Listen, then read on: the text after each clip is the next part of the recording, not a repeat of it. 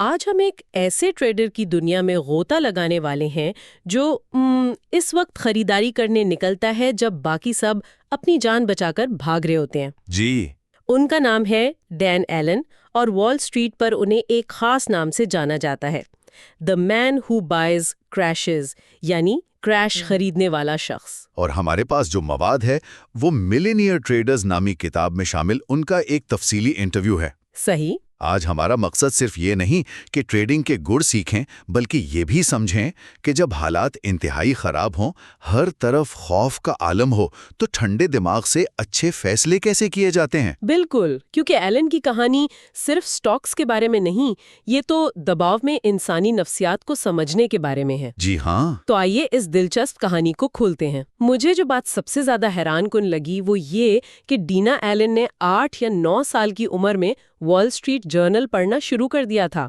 8 سال کی عمر میں؟ جی، 8 سال کی عمر میں۔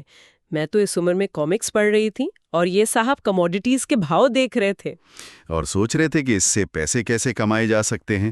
یہ ابتدائی جنون ہی اکثر کامیابی کی بنیاد بنتا ہے۔ مطلب یہ کوئی حادثہ نہیں تھا کہ وہ اس فیلڈ میں آئے۔ ان کا ذہن بچپن سے ہی مارکیٹس کے اتار چڑھاؤ کو سمجھنے کے لیے تیار ہو رہا تھا، اور پھر کالج میں انہوں نے جیولوجی پڑھتے ہوئے تانبے یعنی کاپر کی ٹریڈنگ شروع کر دی، جو کہ ایک بہترین امتزاج ہے۔ وہ زمین کے بارے میں پڑھ رہے تھے اور زمین سے نکلنے والی دھاتوں میں تجارت کر رہے تھے۔ بالکل۔ اور ان کی شروعات بھی کوئی آسان نہیں تھی۔ آج ہم ایک کلک پر ٹریڈ کرتے ہیں، کمیشن 0 ہے، ڈیٹا مفت اور فوری ملتا ہے، لیکن وہ بتا رہے تھے کہ جب انہوں نے 21 سال کی عمر میں اپنا پہلا اکاؤنٹ کھولا جی، تو ہر ٹریڈ پر $50 سے $100 کمیشن لگتا تھا، $50 سے $100؟ اور ان کے بروکر کو 5 منٹ تاخیر والے ڈیٹا کے لیے ماہانہ $600 دینے پڑتے تھے۔ $600؟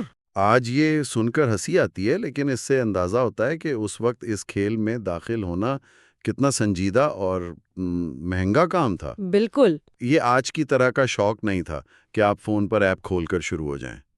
اس وقت ٹریڈنگ میں داخل ہونے کا مطلب تھا کہ آپ ایک بڑا مالی اور ذہنی عہد کر رہے ہیں۔ صحیح، صرف اپنے اخراجات پورے کرنے کے لیے آپ کو بہت منافع کمانا پڑتا تھا۔ جی، اس ماحول میں صرف سنجیدہ لوگ ہی ٹک پاتے تھے۔ اور شاید اسی لیے ان کی پہلی کوشش ناکام رہی۔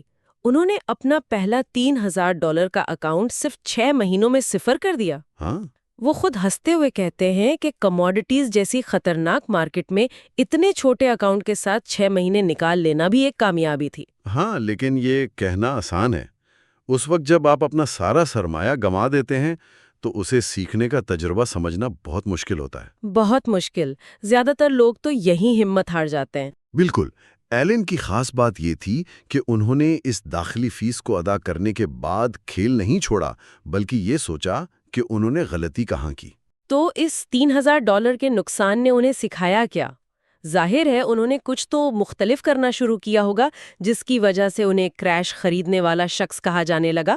ان کا وہ بنیادی فلسفہ کیا تھا؟ یہیں سے ان کی مشہور حکمت عملی سامنے آتی ہے، جسے وہ سادہ لفظوں میں کہتے ہیں $1 کی چیز 5 سینٹ میں خریدنا۔ اچھا۔ ان کا پورا کیریئر اسی ایک نظریے کے گرد گھومتا ہے۔ جب مارکیٹ میں خونریزی ہو رہی ہو، جب خبروں میں قیامت کی پیشگوئیاں ہوں، اور جب ہر کوئی مایوس ہو کر اپنا مال بیچ رہا ہو، تبھی اصل موقع پیدا ہوتا ہے۔ تو یہ کانٹریرین یعنی متضاد سوچ رکھنے کا مطلب یہ ہوا کہ جب کسی سٹور پر سیل لگی ہو اور لوگ افراتفری میں بھاگ رہے ہوں تو آپ سکون سے اندر جا کر بہترین چیزیں سستے داموں اٹھا لیں۔ بالکل، لیکن اس ایک اضافی شرط کے ساتھ کہ آپ کو یہ یقین ہو کہ سٹور میں صرف بھگدڑ مچی ہے، آگ نہیں لگی ہوئی۔ صحیح۔ یہی فرق ایک کامیاب کانٹریرین اور ایک ناکام جواری میں ہوتا ہے۔ ایلن صرف گرتی ہوئی قیمت نہیں دیکھتے، وہ اس گراوٹ کے پیچھے چھپی ہوئی قدر یا ویلیو کو تلاش کرتے ہیں۔ اس کی کوئی مثال ہے؟ جی، ان کی ایک ابتدائی اور شاندار کامیابی ہے۔ انہوں نے تانبے کے آپشنز میں ٹریڈ کر کے صرف 6 ماہ میں $2000 کو $40,000 میں تبدیل کر دیا۔ 2000 سے 40,000؟ یہ تو ناقابل یقین منافع ہے۔ جی، انہوں نے یہ آپشنز اس وقت خریدے جب تانبے کی قیمت تقریباً 50 سینٹ تھی، اور ان کی شرط یہ تھی کہ قیمت 70 سینٹ تک جائے گی۔ یہ ایک بہت بڑی چھلانگ پر داؤں لگانے جیسا تھا۔ اور یہاں نفسیات کا کردار بہت دلچسپ ہے۔ انٹرویو لینے والے نے ان سے پوچھا کہ زیادہ تر لوگ تھوڑا سا منافع دیکھ کر ہی اپنی پوزیشن بیچ دیتے ہیں، آپ 20 گنا منافع تک کیسے رکے رہے؟ اچھا سوال ہے۔ مجھے اور آپ کو بھی اگر 2 گنا منافع ہو رہا ہو تو دل چاہتا ہے کہ بس اب بیچ کر نکل جاؤ۔ بالکل۔ ایلن کا جواب بہت اہم تھا۔ انہوں نے کہا، تکنیکی تجزیہ۔ یعنی یہ صرف قسمت یا ہمت کی بات نہیں تھی؟ بالکل نہیں۔ وہ کہتے ہیں کہ وہ روزانہ چارٹس دیکھ رہے تھے، اور جب تک چارٹ کا پیٹرن اور مومنٹم مضبوط رہا، وہ پوزیشن میں رہے۔ اچھا۔ جس دن پیٹرن ٹوٹنے کے آثار نظر آئے، وہ نکل گئے۔ اس سے یہ ظاہر ہوتا ہے کہ شروع سے ہی ان کے پاس جذبات پر قابو پانے کے لیے ایک نظام، ایک سسٹم موجود تھا۔ یہ اندھا دھند بہادری نہیں تھی، بلکہ ایک منصوبہ بند رسک تھا۔ تو ان کا سفر احساس یا گٹ فیلنگ اور بنیادی چارٹ سے شروع ہوا۔ 1982 میں بوئنگ کے سٹاک پر بھی انہوں نے ایک ایسی ہی ٹریڈ کی جس میں 3000% منافع کمایا۔ جی۔ لیکن ان کا سفر ہمیشہ کامیابیوں بھرا نہیں رہا۔ 1998 میں انہوں نے ایک بہت بڑی غلطی کی۔ جی ہاں، اور یہ غلطی ان کے کیریئر کا ایک اہم موڑ ثابت ہوئی۔ انہوں نے S&P 500 یعنی پوری امریکی مارکیٹ کے بارے میں کچھ مضامین پڑھے، جن میں لکھا تھا کہ مارکیٹ بہت مہنگی ہو گئی ہے اور اب گرنے والی ہے۔ ان مضامین سے متاثر ہو کر انہوں نے مارکیٹ کو شارٹ کرنا شروع کر دیا، یعنی مارکیٹ کے گرنے پر شرط لگائی اور بہت پیسہ گنوایا۔ لیکن ایک منٹ، یہاں ایک بہت دلچسپ تضاد ہے۔ ان کا پورا فلسفہ متضاد یعنی کنٹریرین ہونے پر مبنی ہے، جو کہ بھیڑ کے خلاف جانا ہے۔ جی۔ لیکن یہاں وہ کہہ رہے ہیں کہ ان کا سب سے بڑا سبق تھا مارکیٹ کے رجحان کے خلاف مت جاؤ۔ ان دونوں باتوں میں مطابقت کیسے پیدا کی جائے؟ یہ تو ایک دوسرے کی ضد لگتی ہیں۔ یہ ایک بہترین نقطہ ہے، اور یہی ان کی حکمت عملی کا راز ہے۔ وہ طویل مدتی رجحان یعنی میکرو ٹرینڈ کے خلاف نہیں جاتے۔ اچھا۔ وہ یہ نہیں کہتے کہ اگر مارکیٹ پچھلے 10 سال سے اوپر جا رہی ہے تو میں اسے نیچے جانے پر شرط لگاؤں گا، لیکن وہ اس بڑے رجحان کے اندر پیدا ہونے والی چھوٹی، قلیل مدتی اور غیر منطقی خوف کی لہروں یعنی مائکرو پینکس کے خلاف ضرور جاتے ہیں۔ مطلب وہ مارکیٹ کے بنیادی دھارے کے خلاف نہیں لڑتے۔ بالکل، بلکہ اس دھارے میں جب خوف کی وجہ سے کوئی بھنور پیدا ہوتا ہے تو وہ اس سے فائدہ اٹھاتے ہیں۔ یہ ایک بہت باریک فرق ہے جو ان کی کامیابی کی وجہ ہے۔ اچھا، تو یہ سبق سیکھنے کے بعد ان کی حکمت عملی میں ایک بہت بڑی تبدیلی آئی۔ 2002 میں وہ احساس اور چارٹ سے خودکار یعنی آٹومیٹڈ ٹریڈنگ کی طرف منتقل ہو گئے۔ جی۔ اور اس کی وجہ وہ خود کہتے ہیں ٹریڈنگ کے سب سے بڑے دشمن یعنی جذبات پر قابو پانا۔ ان کا کریش بائنگ سسٹم بہت ذہانت سے ڈیزائن کیا گیا ہے۔ یہ ایک کمپیوٹر پروگرام ہے جو 200 سے زیادہ سٹاکس کو ہر لمحہ مانیٹر کرتا ہے۔ ہر لمحہ؟ جی، جیسے ہی کوئی سٹاک دن کے دوران ایک خاص حد سے زیادہ گرتا ہے، جسے وہ انٹراڈے کریش کہتے ہیں، تو سسٹم خود بخود اسے خرید لیتا ہے۔ واہ! جب پوری مارکیٹ گر رہی ہوتی ہے تو یہ سسٹم ایک ہی دن میں درجنوں مختلف سٹاکس میں چھوٹی چھوٹی پوزیشنز لے لیتا ہے۔ لیکن یہاں ایک اور سوال پیدا ہوتا ہے۔ وہ کہتے ہیں کہ سسٹم خود بخود خریدتا ہے، لیکن بیچنے کا فیصلہ وہ انٹرویو کے وقت خود دستی طور پر کرتے تھے۔ تو کیا اس سے جذبات کا عنصر پوری طرح ختم ہو گیا؟ نہیں، بالکل نہیں۔ آپ نے بالکل صحیح پکڑا ہے۔ اسی لیے وہ خود اس عمل کو کریش لینڈنگ کرتے ہوئے جہاز کو سنبھالنے جیسا قرار دیتے ہیں۔ وہ کہتے ہیں کہ انہیں اس عمل میں بالکل مزہ نہیں آتا۔ تو یہ ایک ہائبرڈ ماڈل ہے۔ جی، ایک ہائبرڈ ماڈل ہے۔ سسٹم خریداری کے وقت کے خوف کو ختم کر دیتا ہے، جو کہ پہلا اور سب سے شدید جھٹکا ہوتا ہے، لیکن پوزیشن کو سنبھالنے، منافع لینے یا نقصان تسلیم کرنے کا ذہنی دباؤ اب بھی ان پر ہی تھا۔ اس سے یہ ظاہر ہوتا ہے کہ کوئی بھی سسٹم انسانی نفسیات کی جگہ مکمل طور پر نہیں لے سکتا۔ بالکل۔ اور کیا یہ سسٹم واقعی کام کرتا ہے؟ ان کے مطابق بیک ٹیسٹنگ سے یہ بات سامنے آئی کہ یہ نظام گراوٹ خریدنے، لانگ سائیڈ میں ریلیز بیچنے، شارٹ سائیڈ کے مقابلے میں 2 سے 3 گنا زیادہ مؤثر ہے۔ اچھا۔ اس کی وجہ بہت سادہ ہے۔ اسٹاک مارکیٹ کی مثال ایک ایسی گیند کی طرح ہے جو اوپر کی طرف جاتی ہوئی سیڑھی پر اچھل رہی ہے۔ وہ ہر قدم پر تھوڑا نیچے تو آتی ہے، لیکن اس کی مجموعی سمت اوپر کی طرف ہی رہتی ہے۔ یہ بہت اچھی مثال ہے۔ ایلن کا سسٹم اس وقت خریداری کرتا ہے جب گیند ایک قدم سے نیچے گرتی ہے، کیونکہ اسے معلوم ہے کہ اگلا اچھال اسے مزید اوپر لے جائے گا۔ اسٹاک مارکیٹ کے اسی طویل مدتی رجحان کو اپ ورڈ ڈرفٹ کہتے ہیں۔ واہ! اچھا، تو سسٹم کے علاوہ ان کے کچھ عملی اصول بھی ہیں جو انہوں نے اپنے تجربے سے سیکھے. آئیے ان پر بات کرتے ہیں. پہلا اصول مجھے بہت منفرد لگا. صرف قیمت کا سٹاپ نہیں، وقت کا سٹاپ بھی استعمال کریں. یہ رسک مینجمنٹ کی ایک بہت ہی جدید تکنیک ہے. زیادہ تر ٹریڈرز صرف قیمت پر توجہ دیتے ہیں کہ اگر اسٹاک 10% گر گیا تو میں بیچ دوں گا. جی. لیکن ایلن کا کہنا ہے کہ آپ کی ٹریڈ کو نہ صرف قیمت بلکہ وقت کے لحاظ سے بھی کام کرنا چاہیے.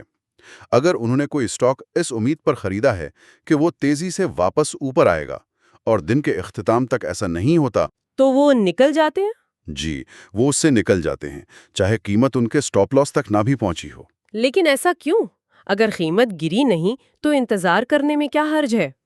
ان کا فلسفہ یہ ہے کہ اگر متوقع اچھال تیزی سے نہیں آ رہا تو اس کا مطلب ہے کہ ان کا تجزیہ غلط تھا یا مارکیٹ میں کوئی ایسی گڑبڑ ہے جو انہیں معلوم نہیں. صحیح. اس صورت میں وہ اپنا سرمایہ وہاں پھنسا کر نہیں رکھنا چاہتے، اسے نکال کر کسی نئے اور بہتر موقع میں لگانا پسند کرتے ہیں. یہ دراصل اپارچونٹی کاسٹ کا تصور ہے. سمجھ گئی. دوسرا اصول، قرض میں ڈوبی کمپنیوں سے پرہیز کریں. یہ ان کی طویل مدتی سرمایہ کاری کا اصول ہے. جی، وہ کہتے ہیں کہ سب سے بڑی تباہی ان سٹاکس میں آتی ہے جن پر بہت زیادہ قرض ہوتا ہے، کیونکہ قرض ایک اچھی کمپنی کو بھی دیمک کی طرح کھا جاتا ہے. تیسرا اصول، کمپنی کی مینجمنٹ کیلی حیثیت رکھتی ہے. اور چوتھا، جو میرا پسندیدہ ہے، ان کا پسندیدہ ٹریڈ سیٹ اپ. اور وہ سیٹ اپ تب بنتا ہے جب بنیادی عوامل یعنی فنڈامنٹلز اور قیمت میں تضاد ہو. اس کی کوئی مثال دیں؟ مثال کے طور پر ایک کمپنی اعلان کرتی ہے کہ اس نے تاریخ کا سب سے زیادہ منافع کمایا ہے، لیکن اس خبر پر اس کا سٹاک گرنا شروع ہو جاتا ہے. یہ تو بہت عجیب بات ہے. اچھی خبر پر سٹاک کیوں گرے گا؟ کئی وجوہات ہو سکتی ہیں. ہو سکتا ہے کہ سرمایہ کاروں کو اس سے بھی زیادہ کی امید ہو یا کوئی افواہ پھیل گئی ہو. لیکن ایلن کو یہ صورتحال اس لیے پسند ہے کیونکہ اس وقت فروخت کی وجہ حقائق نہیں بلکہ لوگوں کا خوف یا غیر منطقی رد عمل ہوتا ہے. اچھا. وہ کہتے ہیں کہ وہ ایسی صورتحال میں شرط لگا رہے ہوتے ہیں کہ آخرکار منطق جذبات پر غالب آ جائے گی. یہ ان کے قدر تلاش کرنے کے فلسفے کا نچوڑ ہے. اب آتے ہیں ایک ٹریڈر کی نفسیات پر، اور اس کے لیے ان کی سب سے تکلیف دہ ٹریڈ کی کہانی بہترین مثال ہے. TMR نامی ایک آئل اینڈ گیس کمپنی کی. جی، وہ بتاتے ہیں کہ وہ اس اسٹاک پر $300,000 کے منافع پر بیٹھے تھے، جو کہ ایک بہت بڑی رقم ہے. بہت بڑی. لیکن صرف 3 دن کے اندر یہ منافع آدھا رہ گیا، یعنی $150,000 پر آ گیا. وجہ یہ تھی کہ اسٹاک نے اپنا تکنیکی پیٹرن توڑا لیکن وہ وقت پر نہیں نکلے. وہ امید کرتے رہے کہ یہ واپس اوپر آ جائے گا. اور اس کہانی کا سب سے دلچسپ حصہ تو اب آتا ہے. جس وقت وہ اس سٹاک سے لاکھوں کما رہے تھے، انہوں نے جوش میں آ کر ایک چمکتی ہوئی نئی کارویٹ کار بک کروا دی. تو سوچیں، ایک طرف سٹاک روزانہ گر رہا ہے، $150,000 کا نقصان ہو چکا ہے، اور دوسری طرف گیراج میں ایک ایسی گاڑی کا خیال ہے جس کے پیسے ابھی جیب میں آئے بھی نہیں تھے. یہ نفسیاتی دباؤ کی انتہا ہے. یہ انسانی نفسیات کی ایک بہترین مثال ہے کہ کامیابی اور لالچ کیسے آپ کو غیر محتاط بنا سکتے ہیں. لیکن اہم بات یہ ہے کہ ایلن نے اس ناکامی سے کیا سیکھا؟ کیا سیکھا؟ انہوں نے خود 3 غلطیاں پہچانی.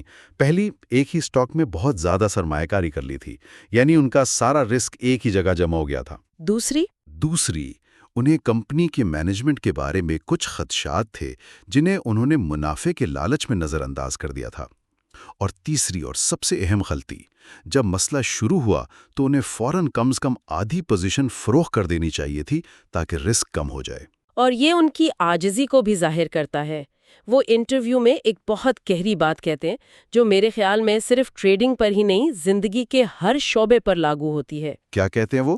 وہ کہتے ہیں کہ ان کے بہترین نتائج ہمیشہ مشکل وقت کے بعد آتے ہیں، اور ان کے بدترین نتائج اس وقت آتے ہیں جب وہ یہ سوچنے لگتے ہیں کہ میں بہت زبردست ہوں اور میں نے مارکیٹ کو پوری طرح سمجھ لیا ہے. یہ تکبر ہی ہر ٹریڈر کا سب سے بڑا دشمن ہے. اس کا تعلق ٹریڈنگ کے سب سے بڑے نفسیاتی چیلنج سے ہے. جب آپ مسلسل نقصانات کا سامنا کر رہے ہوں یا ایسا محسوس ہو کہ آپ کا کوئی بھی فیصلہ صحیح نہیں ہو رہا، تو صورتحال سے کیسے نمٹا جائے؟ تو وہ کیا کرتے ہیں ایسی صورتحال میں؟ وہ مارکیٹ سے لڑنے کی کوشش نہیں کرتے. وہ فوراً اپنی پوزیشن کا سائز بہت کم کر دیتے ہیں. بعض اوقات 70% تک کیش پر بیٹھ جاتے ہیں اور ایک قدم پیچھے ہٹ کر تجزیہ کرتے ہیں کہ غلطی کہاں ہو رہی ہے. یعنی وہ ایک بریک لے لیتے ہیں۔ جی، وہ دوبارہ ٹریڈ کرنے سے پہلے مارکیٹ کے ساتھ اپنی ہم آہنگی بحال ہونے کا انتظار کرتے ہیں۔ یہ ایک پروفیشنل کا رویہ ہے۔ جب آپ زخمی ہوں تو میدان سے باہر ہو جائیں، بجائے اس کے کہ مزید چوٹیں کھائیں۔ تو اگر ہم ڈینا ایلن کی شخصیت کا خلاصہ کریں تو وہ ایک متضاد سوچ رکھنے والے قدر کے متلاشی ہیں، جنہوں نے اپنے سفر میں جذبات پر قابو پانے کے لیے سسٹم اور اصولوں کو اپنایا، لیکن اپنے بنیادی فلسفے یعنی خوف کے وقت قدر تلاش کرنے کو کبھی نہیں چھوڑا۔ بالکل، اور اس پوری گفتگو کا اختتام ہم ان کے ایک اصول پر کرنا چاہیں گے جو سننے والوں کے لیے ایک گہرا سوال چھوڑ جائے گا۔ اچھا؟ جب انٹرویو لینے والے نے ان سے پوچھا کہ اگر آپ کو ٹریڈنگ کا صرف ایک اصول بتانا ہو تو وہ کیا ہوگا، ایلن نے کہا، ٹریڈنگ کا مقصد صحیح ہونا نہیں بلکہ پیسہ کمانا ہے۔ یہ بظاہر بہت سادہ بات لگتی ہے، لیکن اس میں بہت گہرائی ہے۔ بہت زیادہ۔